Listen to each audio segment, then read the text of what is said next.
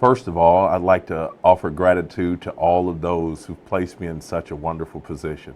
Thank you, Chris Moorhead, for being an awesome partner in language and even considering me for our Dream Come True award.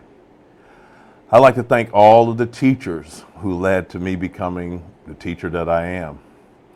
I didn't have any intentions on becoming a teacher, or a world language teacher for that matter, but my high school teacher, Ms. Panfila Galvan, she told me that I was going to either be a translator or a teacher.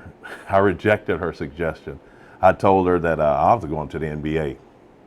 A few trips around the sun, from being a boot camp prison drill sergeant to a translator for a local sheriff's department and an application to join the Federal Bureau of Investigation, it landed me my first job as a teacher. During that journey, I had two college professors who basically, they took a 25-year-old, I was a non-traditional student, and they developed my love for the Spanish language. I'd like to thank Dr. Bert Patrick and Edme Fernandez. They lit this spark in me that just kept me going with language for over 25 years. I was so glad that they gave me so many opportunities just to experience the language. It's taken me to so many places that a stereotypical boy from a single parent home of 11 children growing up in the projects would have never imagined. I've been able to travel to other countries to have authentic experiences and meet a multitude of people. I was able to serve as the head men's basketball coach at Lebec Community College using Spanish. It's helped me be able to travel to Spanish-speaking countries to recruit players and meet their families, as well as bringing players from Spain to become members of my basketball team. Having received this distinguished award, it leads me to answer the question of, what does it mean to me to receive this award? When I began teaching, I began in the state of Kansas.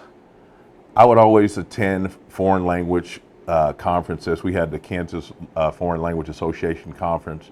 I'd be sitting there listening to teachers delivering their amazing ideas about their language content areas. Each year, just as I do in FLAM, I return to school renewed and ready to incorporate new ideas into my lessons. But one of my first years, it stands out, and to bring in this award, it brings it full circle for me. And here's the story. It also involves unicorns.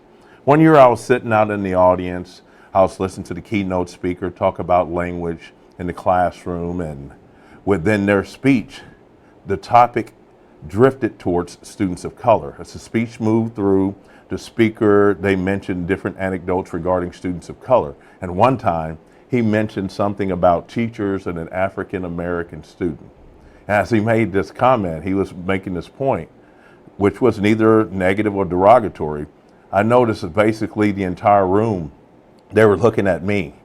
They weren't looking at me in an accusatory manner, but rather just out of curiosity as to see what my opinion was going to be on the matter.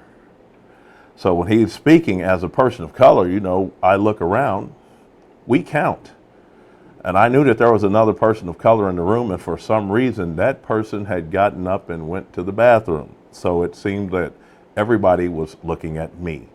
They were looking at someone to share a similar experience. So basically, as one of the only people of color in the room, my count was down. It was just me, and at this particular moment, I felt the weight of everybody's eyes upon me. And I was scared for a minute. I was nervous for a minute. And then as time went on, it was just within an instant, I realized not that I was one of the only people of color in the room. I was like a unicorn. I was the only person of color in the room of about 400 people. I was the only black male Spanish teacher in this room. I remember saying it to myself too. I'm like a unicorn. And from that moment on, I knew that I wanted to influence students to dive into second language acquisition. It's driven me to always think about the kids who are just like me, who, if they're given the right opportunity, the right circumstances, they can also excel in a second language. I thought about from where I came, and if I can make it to become a unicorn in a room, maybe it can increase the number of other unicorns to possibly just be right out there with me. Even after 24 years, I can think, and it's sad to say that I've never met another black male Spanish teacher. So in closing, I like to first thank the committee who decided that I was worthy of such an award. But I finally ask all language teachers that if you see another student of color who has the potential to become another unicorn, please try to tap that potential and let them know that you believe in them. Thank you. Thank you so much.